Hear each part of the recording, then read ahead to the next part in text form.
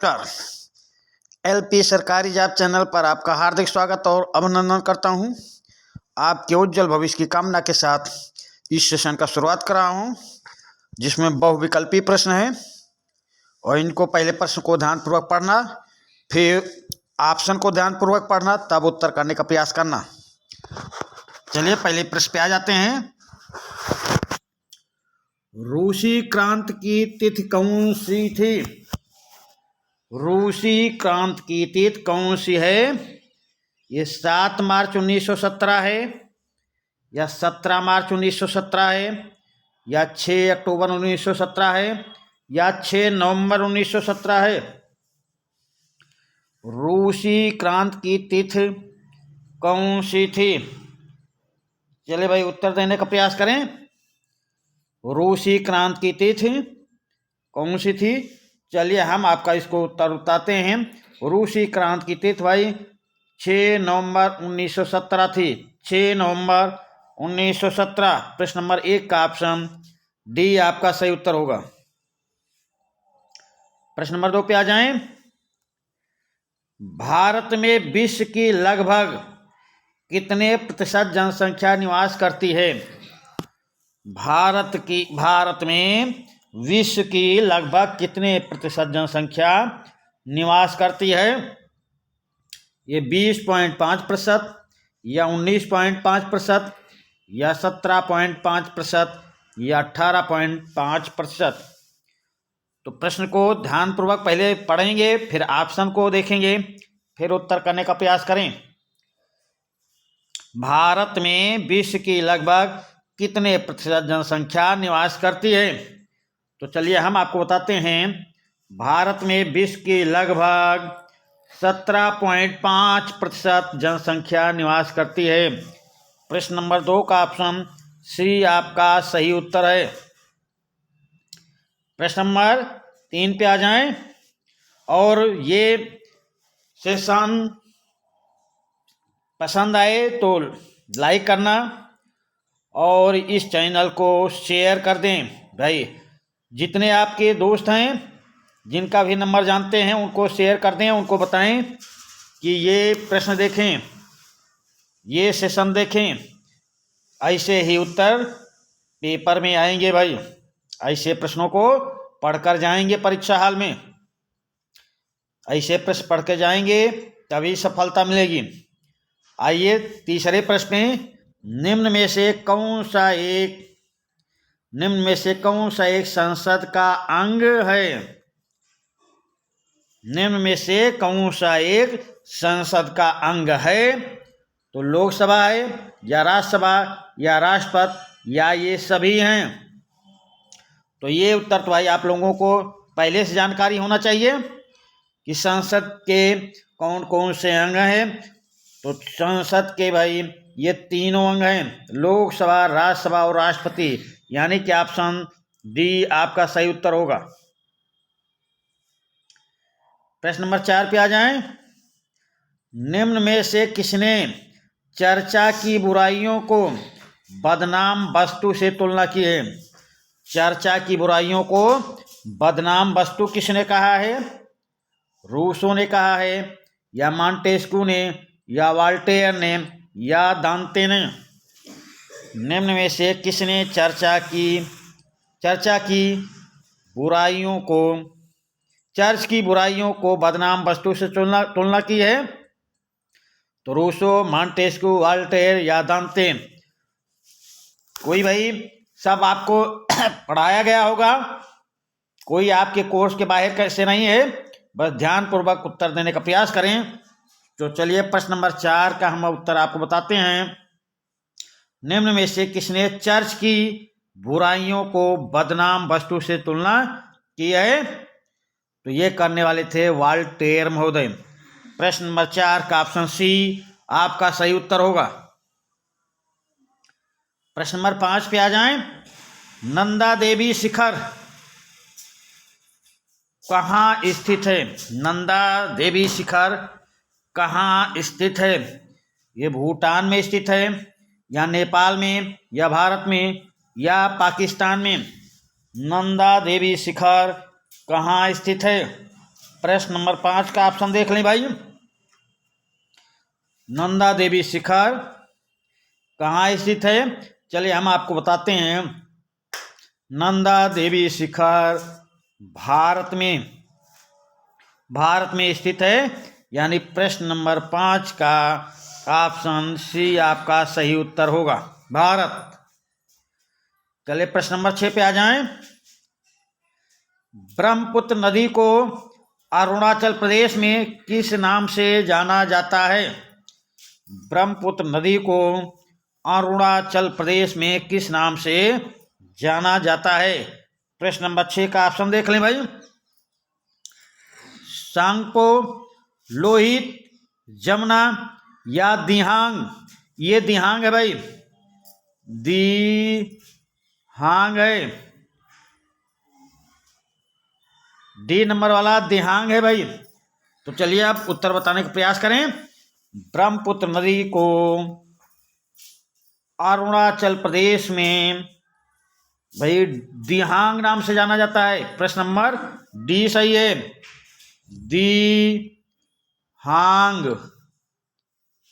दिहांग नाम से जाना जाता है। ब्रह्मपुत्र नदी को अरुणाचल प्रदेश में दिहांग नाम से जाना जाता है। प्रश्न नंबर डी आपका सही उत्तर होगा। चलिए प्रश्न नंबर 7 पे आए। संविधान के किस अनुच्छेद में राष्ट्रीय आपातकाल का प्रावधान किया गया है? प्रश्न नंबर 7, संविधान के किस अनुच्छेद में राष्ट्रीय आपातकाल का प्रावधान किया गया है? तो अनुच्छेद 352 में किया गया है, या अनुच्छेद ये 362 है, ये 362 है, या 355 में, या 340 में। तो चलिए भाई बताने का प्रयास करें। संविधान के किस अनुच्छेद में राष्ट्रीय आपातकाल का प्रावधान किया गया है? तो चलिए हम आपको बताते हैं। संविधान के अनुच्छेद 352 में राष्ट्रीय आपातकाल का प्रावधान किया गया है। प्रश्न नंबर 7 का ऑप्शन ए आपका सही उत्तर होगा। चलिए अगले प्रश्न पे आ जाएं। खूनी रविवार की घटना कहाँ हुई थी? खूनी रविवार की घटना कहाँ हुई थी, ये आपको बताना है। तो मॉस्को में हुई, या सेंट पीटर्सबर्ग में हुई, या लेनिनग्राड में हुई, या ताशकंद में हुई। प्रश्न नंबर 8 का उत्तर दें भाई। खूनी रविवार की घटना कहाँ हुई थी? चलिए भाई ध्यान से ऑप्शन को देखें, फिर उत्तर करने का प्रयास करें, और सेशन के लास्ट में कमेंट के माध्यम से बताएंगे आपके कितने प्रश्न सही हुए। और इस चैनल को दोस्तों के बीच शेयर कर दें ताकि इसका लाभ सब कोई उठा सके, सबको जानकारी दे दें शेयर करके कि भाई ये सेशन शुरू हो गया है। तो खूनी रविवार की घटना कहाँ हुई? तो हम आपको बताते हैं। प्रश्न नंबर 8, खूनी रविवार की घटना सेंट पीटर्सबर्ग में, सेंट पीटर्सबर्ग में खूनी रविवार की घटना हुई। प्रश्न नंबर 8 का ऑप्शन बी आपका सही उत्तर होगा। प्रश्न नंबर 9 पे आ जाएं। इंदिरा पॉइंट कहाँ स्थित है भाई? इंदिरा पॉइंट कहाँ स्थित है? प्रश्न नंबर 9 का देखें भाई। लघु अंडमान में, या मध्य अंडमान में, या ग्रेट निकोबार में, या कन्याकुमारी में। इंदिरा पॉइंट कहाँ स्थित है? उत्तर बताने का प्रयास करें भाई। लघु अंडमान में, या मध्य अंडमान में, या ग्रेट निकोबार में, या कन्याकुमारी में। तो प्रश्न नंबर 9 का ऑप्शन सी आपका सही उत्तर होगा, ग्रेट निकोबार में। प्रश्न नंबर 9 का ऑप्शन सी आपका सही उत्तर होगा। प्रश्न नंबर 10 पे आ जाएं। संविधान सभा के अस्थायी अध्यक्ष कौन थे? संविधान सभा के अस्थायी अध्यक्ष कौन थे? चलिए भाई उत्तर देने का प्रयास करें। संविधान सभा के अस्थायी अध्यक्ष कौन थे? डॉक्टर राजेंद्र प्रसाद थे, या सच्चिदानंद सिन्हा, या जवाहरलाल नेहरू, या बी.एन. राव? तो यहाँ पे एक बात समझ लें भाई, संविधान सभा के अध्यक्ष डॉक्टर राजेंद्र प्रसाद थे। पर अगर प्रारूप समिति पूछा जाएगा, प्रारूप समिति के अध्यक्ष तो भीमराव अंबेडकर जी हो जाएंगे। भीमराव अंबेडकर जी हो जाएंगे। अंबेडकर, समझिए, संविधान सभा के अध्यक्ष डॉक्टर राजेंद्र प्रसाद थे। अस्थायी अध्यक्ष लिखा हूं, संविधान सभा के अस्थायी अध्यक्ष भाई, अस्थायी अध्यक्ष डॉक्टर राजेंद्र प्रसाद थे। संविधान सभा के अस्थायी अध्यक्ष सच्चिदानंद सिन्हा थे।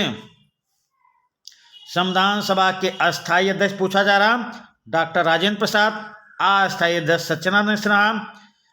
जवाहरलाल नेहरू ये केंद्रीय शक्ति समिति के अध्यक्ष थे। बी.एन. राव संवैधानिक सलाहकार थे। तो प्रश्न नंबर 10 का ऑप्शन ए आपका सही उत्तर होगा। चलिए अगले प्रश्न पे आते हैं। प्रश्न नंबर 11, निम्नलिखित में से कौन सी क्रांति टेनिस कोर्ट की सभा से संबंधित है? निम्नलिखित में से कौन सी क्रांति टेनिस कोर्ट की सभा से संबंधित है? तो ये रूस की क्रांति, या इंग्लैंड की क्रांति, या फ्रांस की क्रांति, या अमेरिका की क्रांति? तो आपसे पूछा जा रहा, टेनिस कोर्ट की सभा से कौन सी क्रांति संबंधित है, या कौन सी क्रांति से टेनिस कोर्ट की सभा संबंधित है? उत्तर देने का प्रयास करें भाई। प्रश्न नंबर 11 में टेनिस कोर्ट की सभा फ्रांस की क्रांति से संबंधित है। प्रश्न नंबर 11 का ऑप्शन सी आपका सही उत्तर होगा। प्रश्न नंबर 12 पे आ जाएं। डेमोक्रेसी शब्द किस भाषा के दो शब्दों से मिलकर निर्मित है? डेमोक्रेसी शब्द किस भाषा के दो शब्दों से मिलकर निर्मित है? ये ग्रीक भाषा, या लैटिन भाषा, या उर्दू भाषा, या अंग्रेजी भाषा? तो चलिए भाई उत्तर देने का प्रयास करें। डेमोक्रेसी किस भाषा के शब्दों से मिलकर बना है? तो हम आपको बताते हैं, डेमोक्रेसी शब्द आंग्ल भाषा के शब्दों से मिलकर बना है, जिसका अर्थ होता है जो दो शब्दों से मिलकर, डेमोस और क्रेसिया से मिलकर बना है। डेमोस का अर्थ है जनता, क्रेसी का अर्थ है शासन, अर्थात जनता का शासन। तो प्रश्न के अकॉर्डिंग आपका ऑप्शन डी आपका सही उत्तर होगा। चलिए प्रश्न नंबर 13 पे आ जाएं। भारत में सूचना का अधिकार कब लागू किया गया? भारत में सूचना का अधिकार कब लागू किया गया? ये अक्टूबर 2005 में, या जनवरी 2004 में, या अक्टूबर 2001 में, या जनवरी 2002 में? भारत में सूचना का अधिकार कब लागू किया गया? चलिए भाई उत्तर बताते रहें। सेशन के लास्ट में कमेंट के माध्यम से बताएंगे कि बहुविकल्पी में आपके कितने प्रश्न सही हुए। तो भारत में सूचना के अधिकार भाई अक्टूबर 2005 में लागू हुआ। अक्टूबर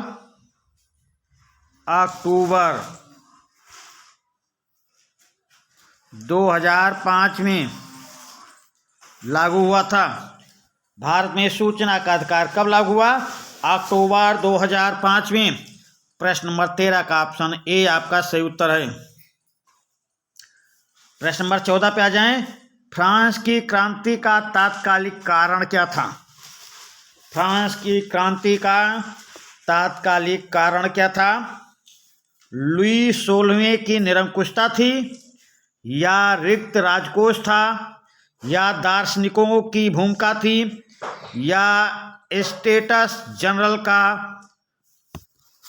उपदेश था? जनरल स्टेटस जो आए थे उनके उपदेश थे या अधिवेशन था। तो फ्रांस की क्रांति का तत्कालिक कारण क्या था? लुई 16वें निरंकुश था, ये कारण था, या रिक्त राजकोष हो गया था, ये कारण था, या दार्शनिकों की भूमिका थी, ये कारण हो गया था, या स्टेटस जनरल का अधिवेशन। तो स्टेटस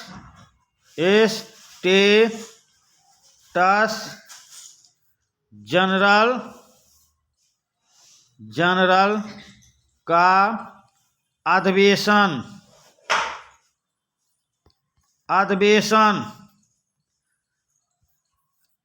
तो उत्तर बताने का प्रयास करें भाई।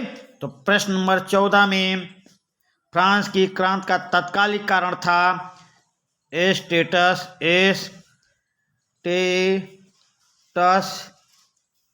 जनरल का अधिवेशन था भाई, अधिवेशन था। तो प्रश्न नंबर 14 का ऑप्शन डी आपका सही उत्तर होगा। प्रश्न नंबर 15 पे आ जाएं। द्वितीय विश्व युद्ध में जर्मनी ने कब बिना शर्त आत्मसमर्पण किया था? द्वितीय विश्व युद्ध में जर्मनी ने कब बिना शर्त आत्मसमर्पण किया था? प्रश्न नंबर 15 का उत्तर बताने का प्रयास करें भाई। प्रश्न नंबर 15, तो ये 5 मई 1945 को, या 7 मई 1945 को, या 7 जून 1945 को, या 9 जून 1945 को? प्रश्न नंबर 15 का उत्तर करने का प्रयास करें भाई। द्वितीय विश्व युद्ध में जर्मनी ने कब बिना शर्त आत्मसमर्पण किया था? तो चलिए हम बताते हैं। द्वितीय विश्व युद्ध में जर्मनी ने 7 मई 1945 को बिना शर्त आत्मसमर्पण किया था। 7 मई 1945 को द्वितीय विश्व युद्ध में जर्मनी ने 7 मई 1945 को बिना शर्त आत्मसमर्पण किया था। प्रश्न नंबर 15 का ऑप्शन बी आपका सही उत्तर होगा। प्रश्न नंबर 16, जापान ने अमेरिका के सामने कब आत्मसमर्पण किया था? जापान ने अमेरिका के सामने कब आत्मसमर्पण किया था? ऑप्शन ए 14 अप्रैल 1945, या 14 जून 1945, या 14 जुलाई 1945, या 14 अगस्त 1945।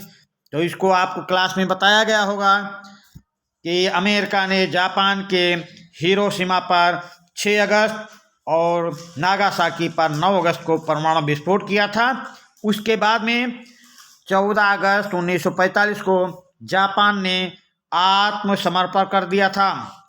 14 अगस्त 1945 को, 14 अगस्त 1945 को, क्योंकि 6 अगस्त और 9 अगस्त को तो परमाणु विस्फोट हो रहा है, उसके बाद में आत्मसमर्पण कर रहा है। प्रश्न नंबर 17 पे आ जाएं। द्वितीय विश्व युद्ध कब प्रारंभ हुआ था? दूसरा विश्व युद्ध कब प्रारंभ हुआ था भाई? तो 1 सितंबर 1939, या 31 अगस्त 1945, या 1 जनवरी 1945, या 1 अगस्त 1940। तो हम भाई आपको बताते हैं द्वितीय विश्व युद्ध कब प्रारंभ हुआ था? तो ये प्रारंभ हुआ था 1 सितंबर 1939 को। द्वितीय विश्व युद्ध प्रारंभ हुआ था 1 सितंबर 1939 को। प्रश्न नंबर 17 का ऑप्शन ए आपका सही उत्तर होगा। प्रश्न नंबर 18 पे आ जाएं। सर्वाधिक साक्षरता वाला केंद्र शासित प्रदेश कौन सा है? जहां सबसे ज़्यादा शिक्षित व्यक्ति हों, उस संघ शासित प्रदेश का नाम आपको बताना है। प्रश्न नंबर 18 का उत्तर करने का प्रयास करें। तो दमन एवं दीव में है, या पुडुचेरी में, या लक्षद्वीप में, या चंडीगढ़ में? केंद्र शासित प्रदेश की बात हो रही भाई, राज्य की बात नहीं हो रही, केंद्र शासित प्रदेश की बात हो रही। तो सर्वाधिक साक्षरता वाला केंद्र शासित प्रदेश भाई चंडीगढ़ है, चंडीगढ़। प्रश्न नंबर 18 का ऑप्शन डी आपका सही उत्तर होगा। प्रश्न नंबर 19 पे आ जाएं। संविधान सभा का गठन किस वर्ष किया गया था? संविधान सभा का गठन किस वर्ष किया गया था? यह 1950 में किया गया, या 1949 में, या 1947 में, या 1946 में? तो चलिए हम बताते हैं। 1950 में हमारा संविधान लागू हुआ, 1949 में अंगीकृत किया गया, 1947 में हमें स्वतंत्रता मिली, और संविधान सभा का गठन किया गया 1946 में। प्रश्न नंबर 19 का ऑप्शन डी आपका सही उत्तर होगा। प्रश्न नंबर 20 पे आ जाएं। वर्तमान में हमारे देश के राष्ट्रपति कौन हैं? वर्तमान में हमारे देश के राष्ट्रपति कौन हैं? चलिए भाई उत्तर बताने का प्रयास करें। वर्तमान में हमारे देश के राष्ट्रपति डॉक्टर राजेंद्र प्रसाद हैं, या रामनाथ कोविंद हैं, या द्रौपदी मुर्मू हैं, या जगदीप धनखड़ हैं? प्रश्न नंबर 20 का उत्तर देने का प्रयास करें भाई। तो हम आपको बताते हैं, वर्तमान में हमारे देश के राष्ट्रपति द्रौपदी मुर्मू हैं। यही ऑप्शन आपका सही उत्तर होगा। डॉक्टर राजेंद्र प्रसाद प्रथम थे डॉक्टर राजेंद्र प्रसाद। रामनाथ कोविंद को हराकर रामनाथ कोविंद के स्थान पर द्रौपदी मुर्मू चुनी गई हैं। रामनाथ कोविंद का कार्यकाल समाप्त हुआ और द्रौपदी मुर्मू राष्ट्रपति चुन ली गई हैं। और जगदीप धनखड़ वर्तमान में हमारे देश के उपराष्ट्रपति हैं। तो आपसे पूछा जा रहा वर्तमान में हमारे देश के राष्ट्रपति कौन हैं? तो वर्तमान में हमारे देश के राष्ट्रपति द्रौपदी मुर्मू हैं। चलिए भाई, ये बहुविकल्पी प्रश्न आप लास्ट में, सेशन के लास्ट में बताएंगे कि आपके कितने प्रश्न सही हुए हैं। अब आप आ जाइए लघु उत्तरीय प्रश्न पर। लघु उत्तरीय प्रश्न में कम से कम 80 शब्दों में आपको उत्तर देना है भाई, इससे कम में काम नहीं चलने वाला है। सभी प्रश्न अनुवार हैं। लघु उत्तरीय प्रश्न में सभी प्रश्न अनुवार हैं। प्रत्येक प्रश्न का उत्तर कम से कम 80 शब्दों में दीजिए। पहला प्रश्न है, प्रथम विश्व युद्ध में रूस की पराजय का वर्णन कीजिए।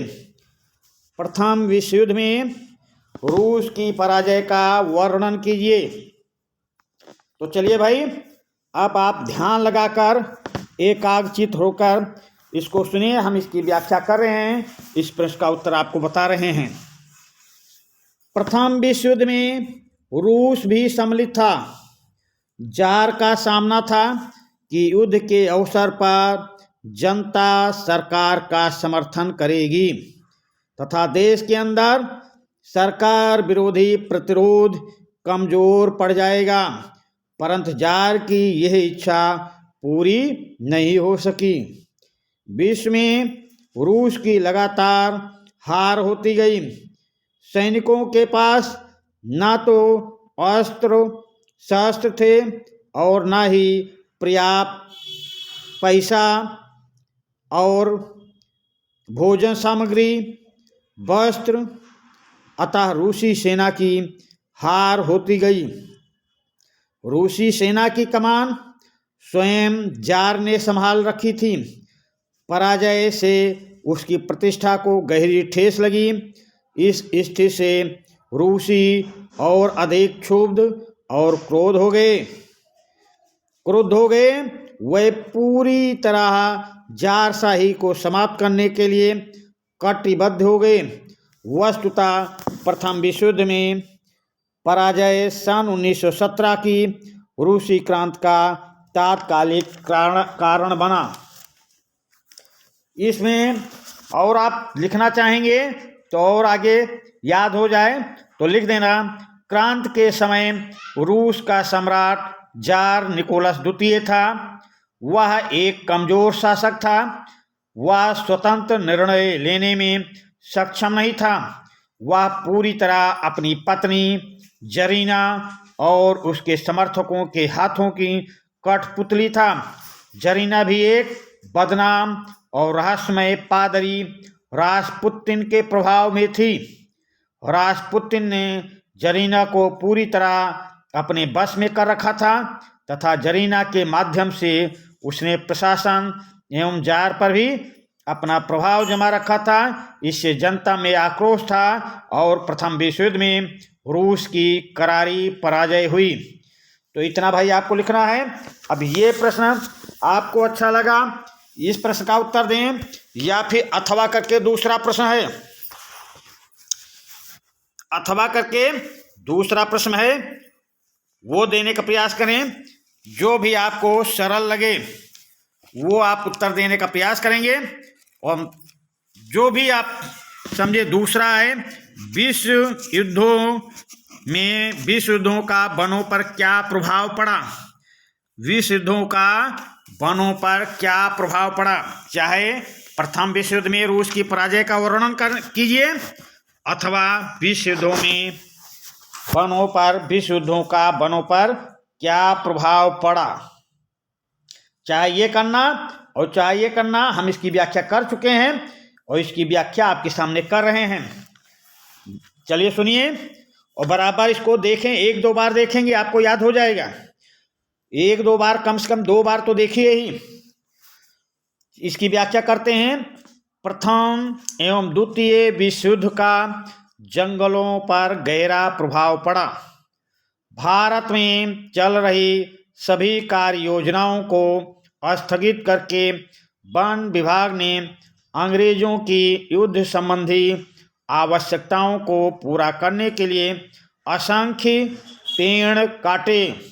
जावा पर जापानियों के कब्जे से पहले डचों ने भस्म कर भागो नीति, क्या भाई कौन सी नीति, भस्म कर भागो नीति अपनाई, जिसके तहत आरा मशीनों और सागौन के विशाल लट्ठों के भंडारों को जला दिया गया, जिससे वे जापानियों को प्राप्त ना हो सके।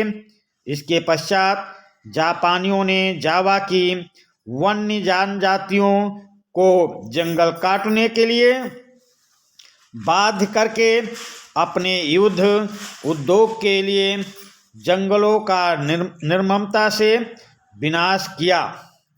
बहुत सारे गांव वालों ने इस अवसर का लाभ उठाकर जंगल में अपनी खेती का विस्तार किया।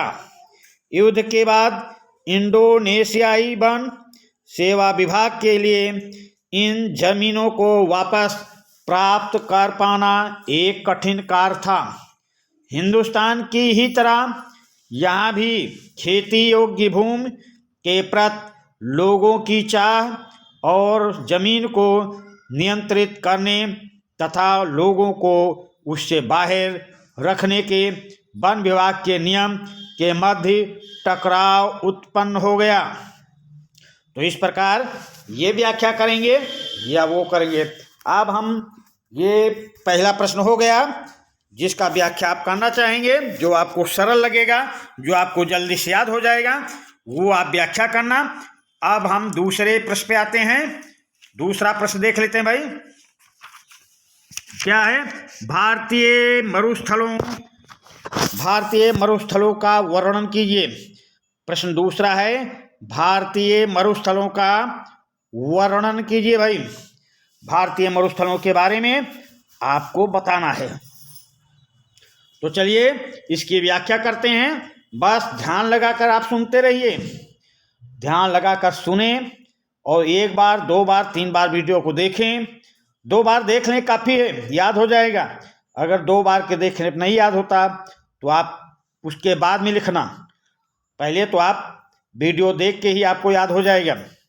तो चलिए आप प्रश्न नंबर 2 की व्याख्या करते हैं। भारतीय मरुस्थलों का वर्णन कीजिए। चलिए व्याख्या सुनिए भाई। अरावली पहाड़ी के पश्चिमी किनारे पर थार का मरुस्थल स्थित है? क्या भाई? अरावली पहाड़ी के पश्चिमी किनारे पर थार का मरुस्थल स्थित है। थार मरुभूमि का विस्तार 1,03,040 वर्ग किलोमीटर है। थार मरुस्थल का विस्तार कितना है?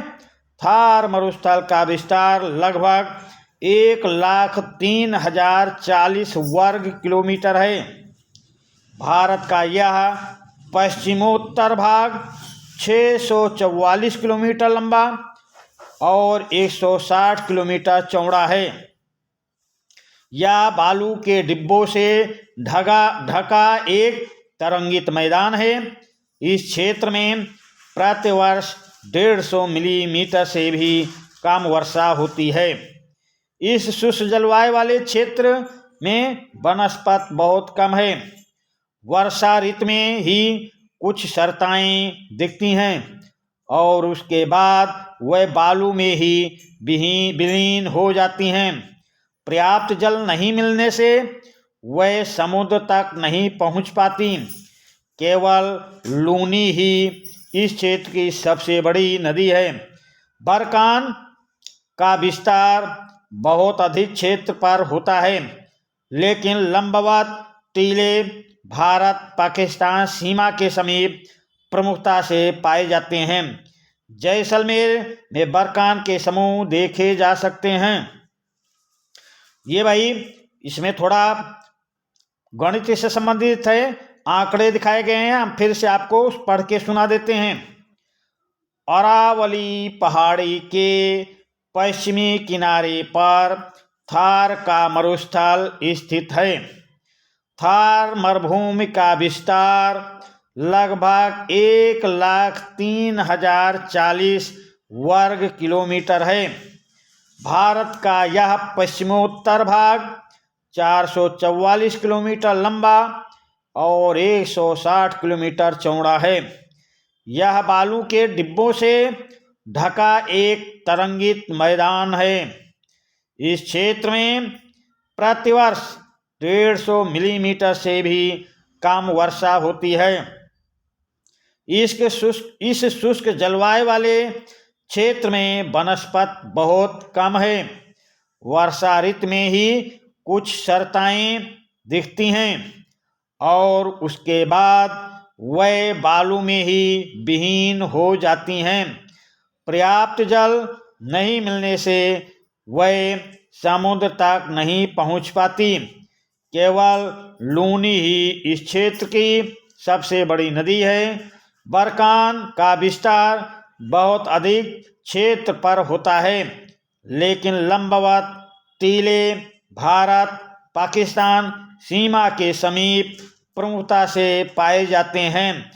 जैसलमेर में बरकान के समूह देखे जा सकते हैं। तो प्रश्न नंबर 2 का भाई ये व्याख्या देखिए। अब अगर ये आपको नहीं पसंद आए, ये आपको ना याद हो जल्दी, तो उसके बाद में हम दूसरे प्रश्न की व्याख्या करेंगे। तो पहले तो आप कोशिश करें कि आपको ये याद हो जाएं। फिर भी अगर नहीं याद हो रहे हैं तो ऑप्शन दिया गया अथवा करके दिया गया है, तो जो आपको याद हो, चाहे 20 भारतीय मरुस्थलों की विशेषताएं कीजिए, अथवा में क्या है भाई? अथवा है कटीले वन तथा झाड़ियों के ऊपर प्रकाश डालें। आप प्रश्न नंबर 2 में चाहे भारतीय मरुस्थलों का वर्णन कीजिए, व्याख्या कर दिया, या इसकी व्याख्या कर रहा हूं, कटीले वन तथा झाड़ियों के ऊपर प्रकाश डालें। तो चलिए हम इसका भी व्याख्या करते हैं। बस आप ध्यानपूर्वक सुनते रहिए। 2 बार वीडियो देखेंगे, आपको याद हो जाएगा। ये 80 शब्दों में आपको देना है। तो कटीले वन तथा झाड़ियों के बारे में हम आपको बताते हैं। इसके अंतर्गत ऐसे क्षेत्र आते हैं जहां 70 सेंटीमीटर से कम वर्षा होती है। इसके अंतर्गत ऐसे क्षेत्र आते हैं जहां 70 सेंटीमीटर से कम वर्षा होती है, जिस कारण यहाँ प्राकृतिक वनस्पति में कटीले वन तथा झाड़ियाँ पाई जाती हैं। इस प्रकार की वनस्पति देश के उत्तरी पश्चिमी भागों में पाई जाती है, जिनमें गुजरात, राजस्थान, छत्तीसगढ़, मध्य प्रदेश, उत्तर प्रदेश तथा हरियाणा के अर्ध शुष्क क्षेत्र सम्मिलित हैं। एकेशिया, खजूर, यूफोर्बिया तथा नागफनी यहाँ की मुख्य पादप प्रजातियां हैं। इन वनों के वृक्ष बिखरे हुए होते हैं। इनकी जड़ें लंबी तथा जल की तलाश में चारों ओर फैली होती हैं। इनकी पत्तियां प्रायः छोटी होती हैं, जिनसे वाष्पीकरण कम से कम हो सके। शुष्क भागों में झाड़ियां और कटीले पादप पाए जाते हैं। वर्षा की कमी और जलवायु की विषमता के कारण यहाँ ऊंचे पेड़ों का अभाव होता है, अर्थात प्रायः छोटे पेड़ तथा झाड़ियाँ ही उगती हैं। इस क्षेत्र में पाए जाने वाले कीकर, बबूल, खैर, खजूर, झाऊ, नागफनी इत्यादि के पेड़ों के साथ साथ जहाँ तहाँ शीशम, आंवला आदि के भी पेड़ उगे हुए देखे जाते हैं। इनमें से चमड़ा कमाने तथा विविध उपयोग में आने के कारण बबूल का आर्थिक महत्व उल्लेखनीय है। ये जंगल प्रायः चूहे, खरगोश, लोमड़ी, भेड़िए, शेर, जंगली गधा, घोड़े तथा ऊंट आदि का निवास स्थान है। तो भाई अब चाहे ये व्याख्या करना और चाहे वो व्याख्या करना, दोनों में से कोई आपको करना है। तो ये दो प्रश्नों की हमने व्याख्या कर दी है। अब तीसरा प्रश्न की व्याख्या हम आपको सुनाएंगे। बस आप ध्यानपूर्वक प्रश्नों को पढ़ें और उत्तर को सुनें। 2 बार आप सुनेंगे, आपको याद हो जाएगा। प्रश्न नंबर 3 में देखें। प्रश्न नंबर 3, लोकतंत्र का अर्थ बताते हुए परिभाषित कीजिए। लोकतंत्र का अर्थ बताते हुए परिभाषित कीजिए। तो चलिए भाई हम इसकी व्याख्या करते हैं। बस आप लोग ध्यानपूर्वक वीडियो को देखते चलिए। 2 बार देखेंगे आपको याद हो जाएगा। और अपने दोस्तों के बीच चैनल को शेयर कर दें ताकि वो भी सब्सक्राइब कर लें और इसका लाभ उन्हें भी मिल जाए। चलिए भाई हम लोकतंत्र का अर्थ बताते हुए परिभाषा देते हैं। सुनिए इसके अर्थ को। लोकतंत्र शब्द अंग्रेजी शब्द डेमोक्रेसी का हिंदी रूपांतर है। लोकतंत्र शब्द अंग्रेजी शब्द डेमोक्रेसी का हिंदी रूपांतरण है।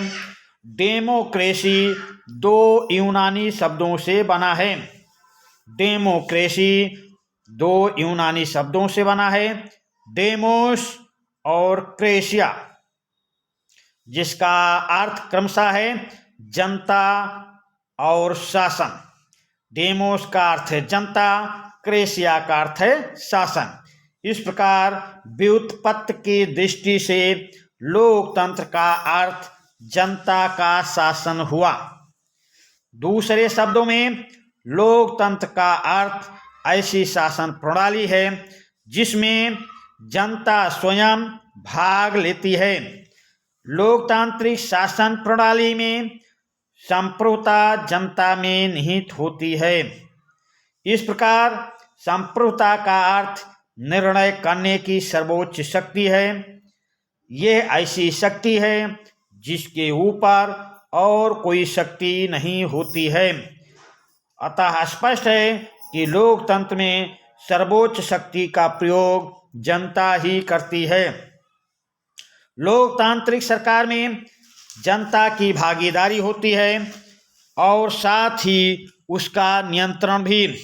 जब तक जनता चाहती है तब तक सरकार बनी रह सकती है। इसी आधार पर अमेरिकी राष्ट्रपति अब्राहम लिंकन ने लोकतंत्र की परिभाषा देते हुए कहा, लोकतंत्र जनता का, जनता द्वारा और जनता के लिए शासन है। तो और आगे भी आपको बताते हैं, सन 1921 में, अगर आपके पास समय रहेगा तो ये भी लिखना, सन 1921 में लॉर्ड ब्राइस की पुस्तक मॉडर्न डेमोक्रेसी प्रकाशित हुई, जिसमें लॉर्ड ब्राइस ने अपना मत व्यक्त करते हुए लिखा था, 70 वर्ष पूर्व लोकतंत्र शब्द नापसंद था और दहशत से भरा था। 70 वर्ष पूर्व लोकतंत्र शब्द नापसंद था और दहशत से भरा था। अब इस शब्द का गुणगान किया जा रहा है। अब इस शब्द का गुणगान किया जा रहा है। तो अर्थ आपको बता दिया कि ये अंग्रेजी के डेमोक्रेसी शब्द से बना है। डेमोक्रेसी यूनानी भाषा के 2 शब्दों से मिलकर बना है, डेमोस और क्रेसिया, जिसका अर्थ है जनता और शासन। और परिभाषा में अब्राहम लिंकन की परिभाषा, लोकतंत्र जनता का, जनता द्वारा और जनता के लिए शासन है। ये प्रश्न कर लेना, या फिर इसका दूसरा पार्ट अथवा करके है, चुनाव की जरूरत क्यों है, चुनाव की जरूरत क्यों है। चलिए हम चाहे ये करना, लोकतंत्र का अर्थ बताते हुए परिभाषित कीजिए, अथवा चुनाव की जरूरत क्यों है। इसकी व्याख्या कर चुका हूं, अब चुनाव की जरूरत क्यों है इसकी व्याख्या करने जा रहा हूं, जिसको आप ध्यानपूर्वक सुनिए। चुनाव की जरूरत क्यों है। किसी भी लोकतंत्र में नियमित अंतराल पर चुनाव होते हैं। किसी भी लोकतंत्र में नियमित अंतराल पर चुनाव होते हैं। दुनिया के 100 से अधिक देश ऐसे हैं जहां जनप्रतिनिधियों को चुनने के लिए चुनाव होते हैं। लोकतंत्र जनता की और जनता के लिए सरकार है। बड़ी आशाओं के साथ जनता अपने प्रतिनिधियों को चुनाव में जीत दिलाती है। जिस दल का बहुमत होता है उसकी सरकार बनती है। जब सत्तारूढ़ दल जनता की आकांक्षाओं और आवश्यकताओं पर ध्यान नहीं देता है, तब जनता अगले चुनाव में दूसरे दल को सत्तारूढ़ करा देती है। यदि पुनः सत्तारूढ़ दल जनता की आकांक्षाओं के अनुरूप कार्य नहीं करता है तो अगले चुनाव में उसे भी हार का मुंह देखना पड़ता है। किसी दल को सत्ता सौंपने और किसी दल को सत्तारूढ़ करा देने के लिए ही चुनाव की आवश्यकता पड़ती है। चुनाव मात्र से ही लोकतांत्रिक राज की शर्तें पूरी हो जाती हैं। क्या जिस देश में चुनाव की व्यवस्था है उसे लोकतांत्रिक कहा जा सकता है? केवल चुनाव की प्रणाली अपना लेने मात्र से ही कोई देश लोकतांत्रिक नहीं कहा जा सकता। कई अलोकतांत्रिक देशों में भी चुनाव की व्यवस्था है। तो इस प्रकार इतना उत्तर आपको इसका करना है। तो चाहे लोकतंत्र का अर्थ बताते हुए परिभाषित कीजिए, चाहे चुनाव की जरूरत क्यों पड़ी इसकी व्याख्या कर देंगे। जो आपको सरल लगेगा वो आप याद कर लें, और मैं बोल रहा हूँ कि कम से कम 2 बार 3 बार देखिएगा। आपको तो 2 ही बार में याद हो जाएगा, नहीं याद होता है तब लिखने की कोशिश करना। चलिए 3 प्रश्न हो गए हैं, अब चौथा प्रश्न पे आ जाइए। चौथा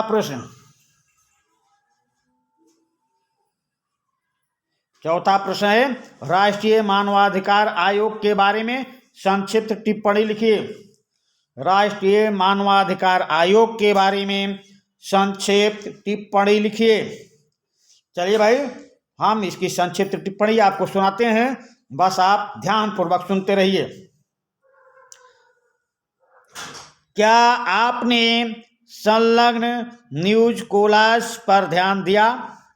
इसमें राष्ट्रीय मानवाधिकार आयोग का जिक्र आया है। यह संदर्भ मानवाधिकार के प्रति बढ़ती जागरूकता और मानव गरिमा के संघर्षों के बारे में है। विभिन्न क्षेत्रों में मानवाधिकार उल्लंघनों के गुजरात जैसे दंगे जैसे कई मामले हैं। इनके बारे में देश भर से लोगों का ध्यान आकृष्ट किया जा रहा है।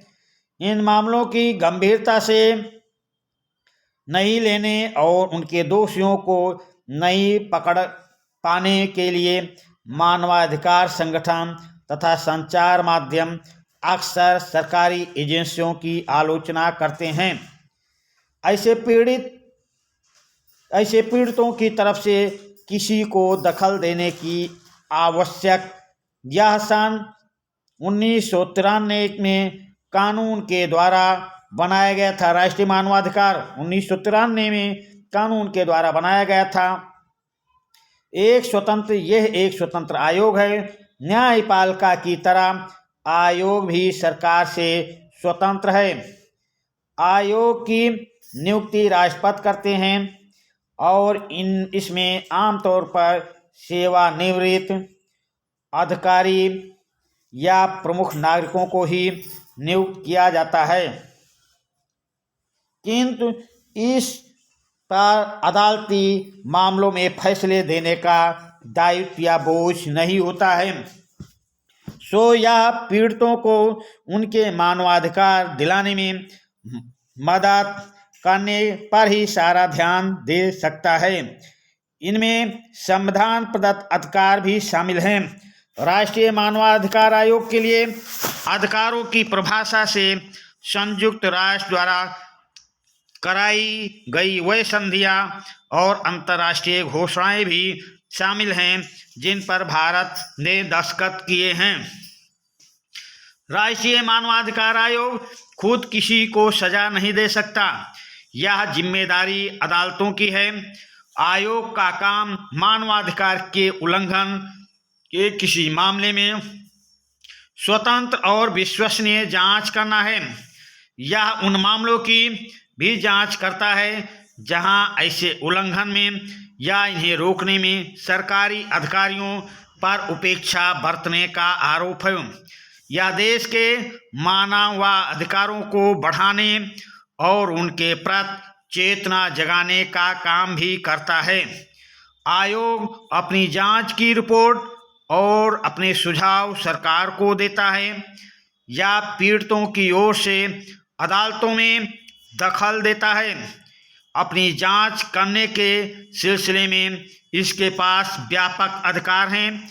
किसी भी अदालत की तरह यह चश्मदीद गवाहों को सम्मन भेजकर बुला सकता है, किसी सरकारी अधिकारी से पूछताछ कर सकता है, किसी सरकारी दस्तावेज की मांग कर सकता है, किसी जेल में जाकर जांच कर सकता है या घटनास्थल पर अपनी जांच टीम भेज सकता है। भारत का कोई भी नागरिक मानवाधिकारों के उल्लंघन के मामले में इसके पास निम्नलिखित पते पर शिकायत भेज सकता है।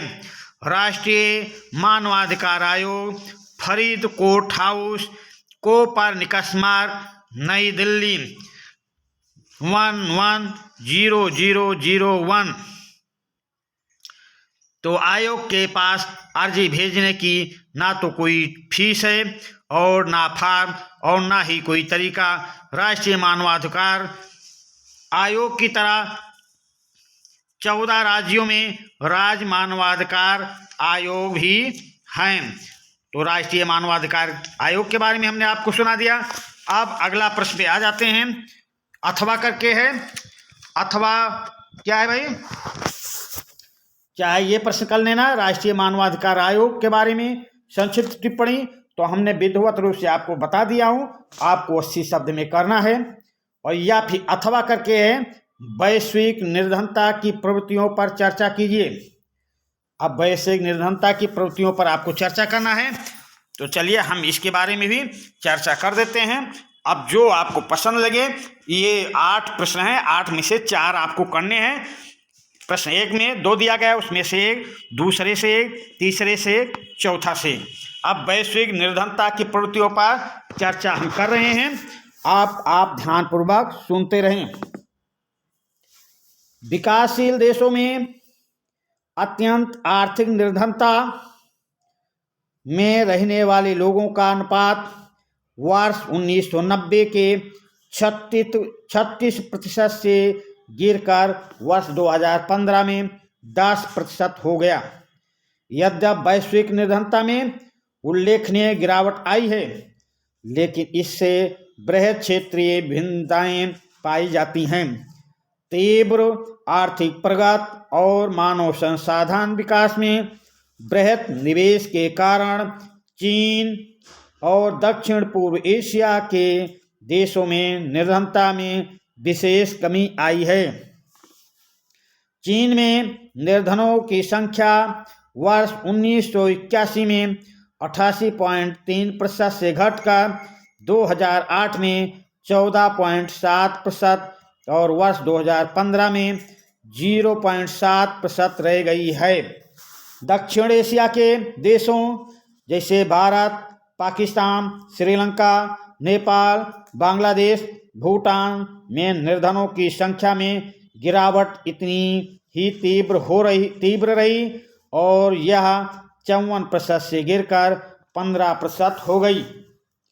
निर्धनों के प्रतिशत में गिरावट के बावजूद निर्धनों की संख्या में भी कमी आई, जो वर्ष 1990 में 44% से घटकर वर्ष 2013 में 17% रह गई।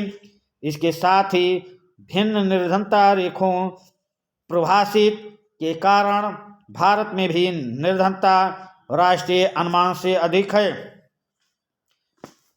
तो चलिए भाई, हम इस पर भी चर्चा कर दिए हैं, और आपको लिखना होगा तो और हम थोड़ा बढ़ा देते हैं, जैसा आपको याद हो वैसा कर लेना।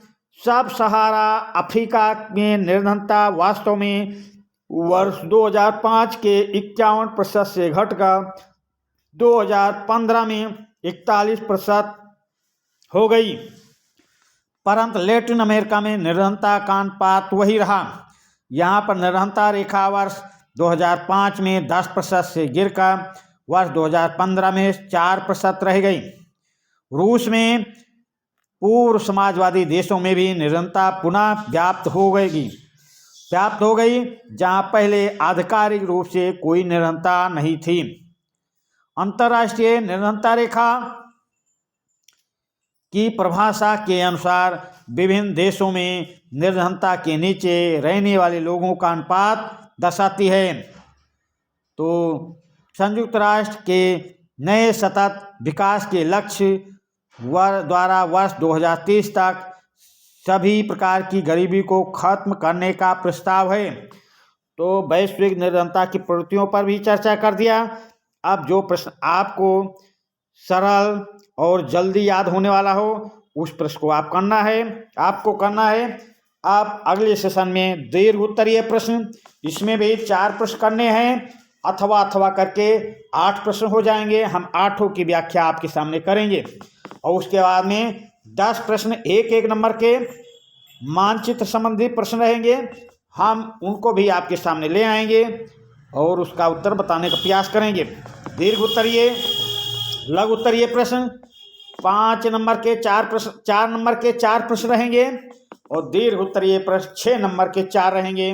तो दीर्घ उत्तरीय का व्याख्या कम से कम 150 शब्दों में करना रहेगा, उसकी भी व्याख्या हम करके आपके सामने रखेंगे, और मानचित्र संबंधी भी प्रश्नों को आपके सामने रखेंगे।